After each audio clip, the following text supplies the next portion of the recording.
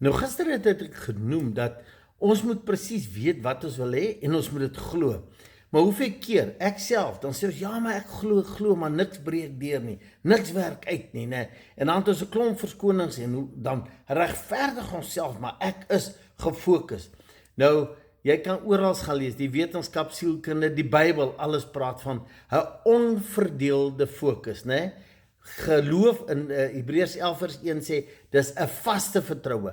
Nie 'n 95% nie, 'n 100% vertroue op die prentjie en die storie in jou kop, 'n bewys van die goed wat jy nie sien in die fisiese nie.